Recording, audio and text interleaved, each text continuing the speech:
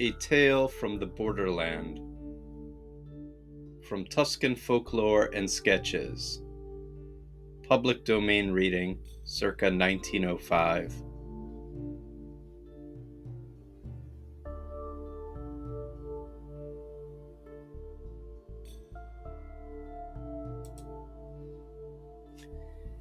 A Tale from the Borderland.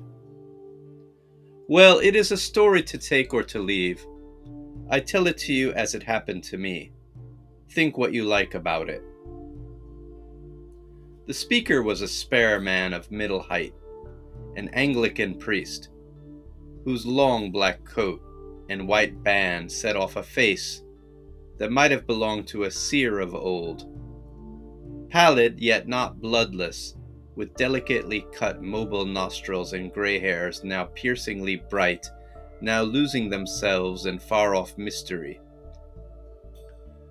The few grey hairs combed across the ample brow seemed instinct with the life beneath them.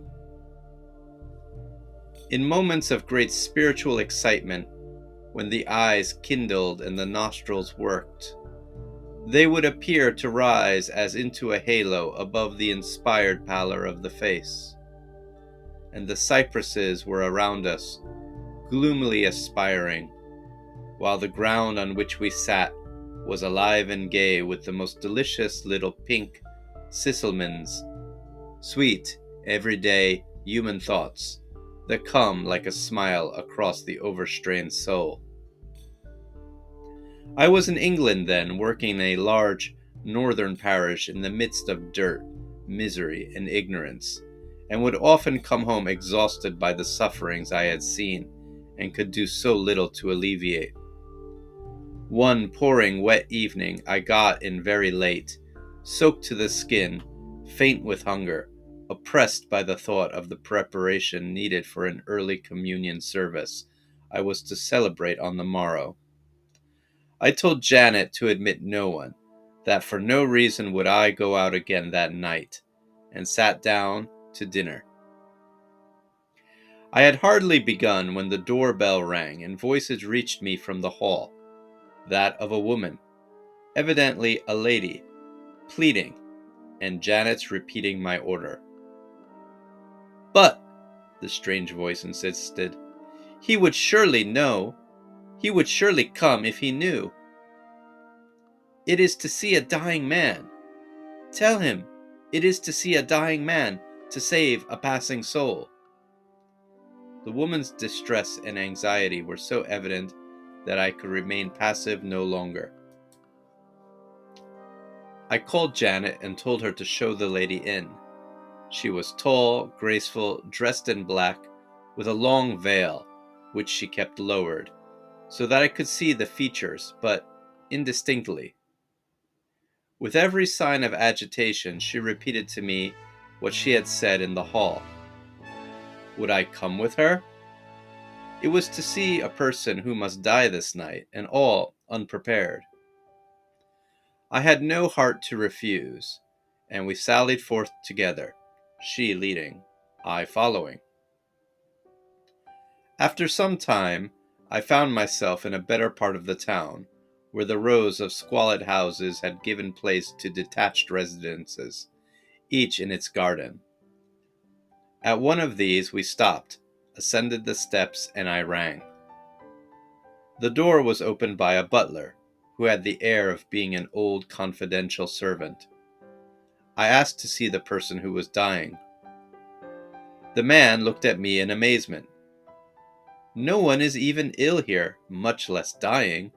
You must have the wrong address." I looked around for my mysterious guide, and I was alone. "But," said I to the butler, "I assure you that a lady came to me this evening, asked me to follow her to a house where a man must die this night, and led me here. Are you certain there is no one who is ill?" "Not only my master, but all the servants are perfectly well," was the reply. Just then a door opened, and the master of the house appeared, a young, florid man, easy and good-natured, with a certain air of distinction about him. I introduced myself and repeated my story. "Well, coming out of the rain now, at any rate," said he. "I am just sitting down to dinner. You will not refuse to join me." I accepted the invitation and found my host bright, well-read, well-traveled, a most agreeable companion. As we were smoking after the meal, he said, hesitatingly, "Do you know, I have been wanting to make your acquaintance for a long time past? I have had an instinctive feeling that I could confide in you as in no one else. A strange sympathy going out to you while you were personally unknown to me, and now I feel stronger than ever. I cannot shake it off. May I make a father confessor of you?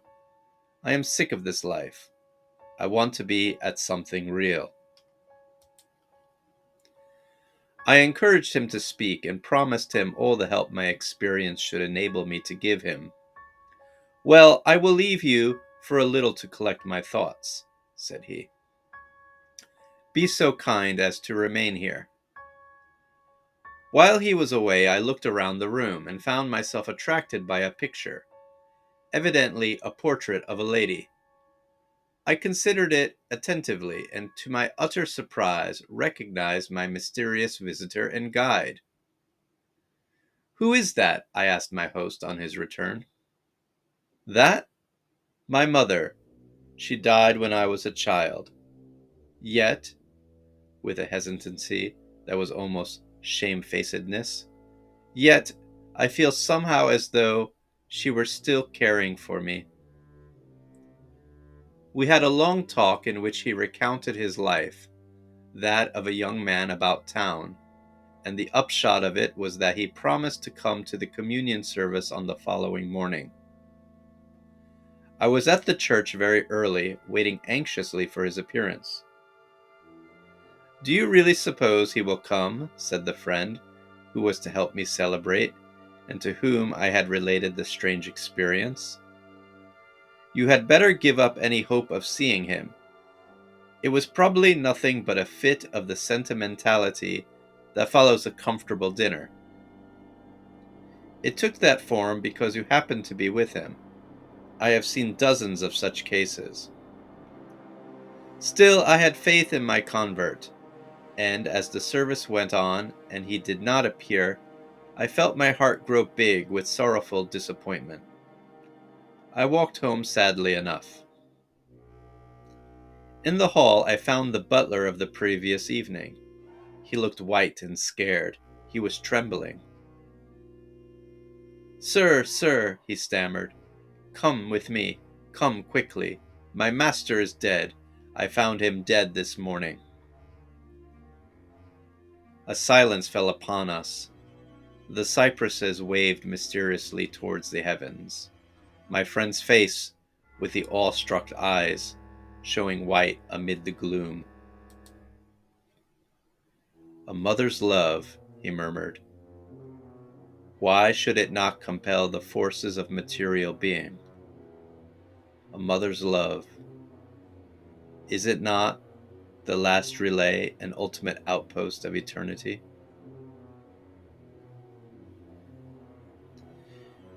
Please share this video and subscribe to this channel so that I can make more videos for you. Thank you.